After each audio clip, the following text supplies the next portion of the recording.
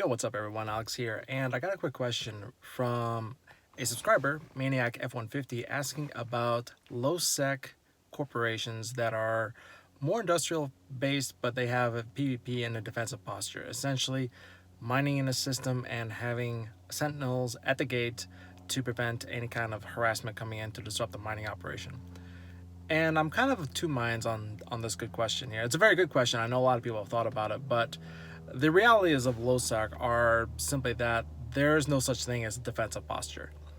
If you're in a static location and you have both PvP ships on the gates and a mining operation going on, or some sort of industrial operation going on, and you're in one system, essentially any group can scout you out with a covert op ship and see exactly what your fleet composition is, and they can counter it. So if you have 20 ships guarding a gate, they'll bring 30 ships, and with a fleet composition that can directly counter your own, because they'll have perfect intel. The way to get around this is to not give them perfect intel. This is one of the golden rules in EVE PvP, and everything is PvP. There really is no such thing as PvE. So I'm of two minds on this. Essentially, what you can do is you can make your group a hard target that makes it difficult for an enemy to completely overwhelm you. It's not a guarantee though. If they bring enough ships, they'll blow you up, no matter what your fleet composition is. It's just a reality of EVE Online. But let's say, for example, you have an industrial operation going on, you're mining, say, for example, ice belts, which seems to be the one profitable thing that is in low-sec that can be in kind of a group operation. So you have a group, you have procurers, which is the most defensive vessel for ice mining that I would recommend. They're nice and they're tanky. Have a group of logistics vessels, particularly ospreys, that can spider ball essentially that group to make them a lot more tougher. You know, shield reps, maybe a command ship, or some other kind of cheaper, maybe a battle cruiser with some modules, burst modules that can increase the shield resistances and the shield amount and things like that, just to make your group very, very tanky. But you don't keep your combat ships nearby. What I would recommend is, if you want to protect that group, you make the group harder to kill and give your group enough time to survive that your PvP fleet can show up. This gives you two advantages. First of all, it does discourage smaller PvP groups of just jumping and ganking you. Although, again, a larger group that's more organized, they may be hot drop capable. You know, they can drop caps, they can still take you out.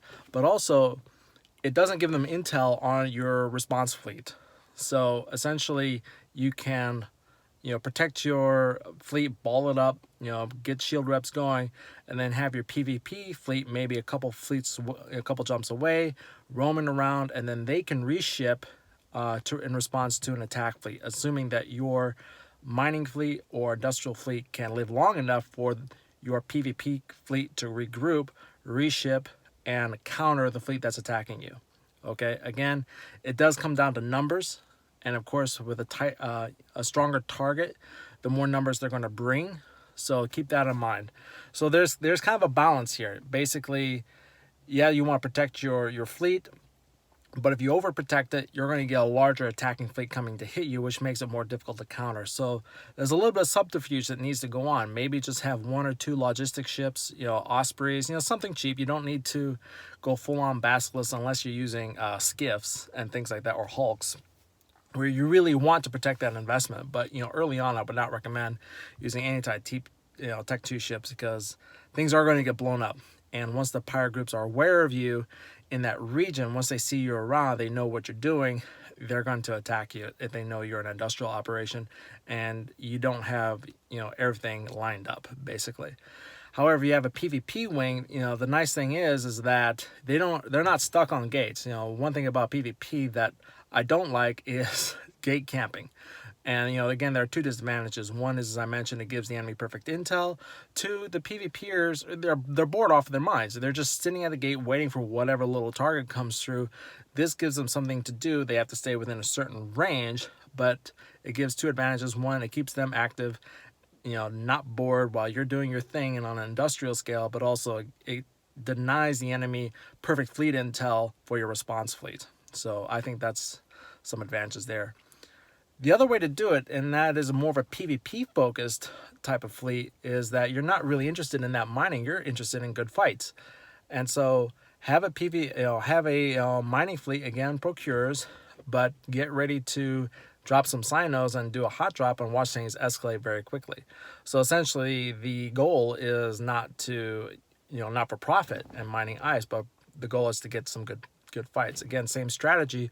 You can have kind of a little of a defensive fleet, make it look weak, keep your PvP fleet off of a jump or two, and also keep your caps on standby, ready to jump in. Of course, realize any fleet that's going to attack you could also have a hot drop capability, but you know what? That's part of the fun. That's part of PvP. That's part of EVE Online.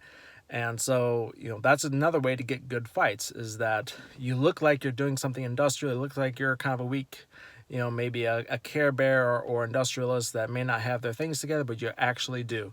Okay, so that's another way you can do these kind of operations. But again, that's more PvP focused. Another thing is that the really only advantage of doing mining in low sec is, as a group, as a corporation, is the fact that the enemy fleet cannot drop bubbles on you. But that's really the only advantage. Again, if you're off gate, there are no gate guns.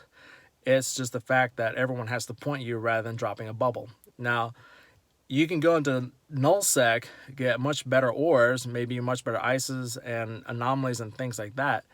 The only difference is you have to deal with bubbles at that point. So there are large nullsec regions such as Great Wildlands, Venal, Stain, that are all NPC controlled, but the only difference is that they have bubbles and nullsec does not. So but the advantages could be worth a lot more. You can have better ores, better anomalies, better industrial operations, and frankly better PvP, and regular nullsec is just next door. And again, with regions such as Great Wildlands and Curse, which has low sec access, they have direct access to Empire. Those can be good stepping stones, out of low sec and into null sec, and those are good in between regions. So if you're looking for places that are more profitable than low sec with the same idea, those are good places to take a look at. Again, you have to deal with bubbles, but you don't have to deal with the sovereignty warfare issues that you have in pure null sec. So anyways, Maniac, I hope this helps you. I hope this helps answer your question. Again, if you guys have any questions, feel free to let me know in the comments. I'll be glad to answer them. Okay, take care, guys. Fly safe. I'll talk to you soon.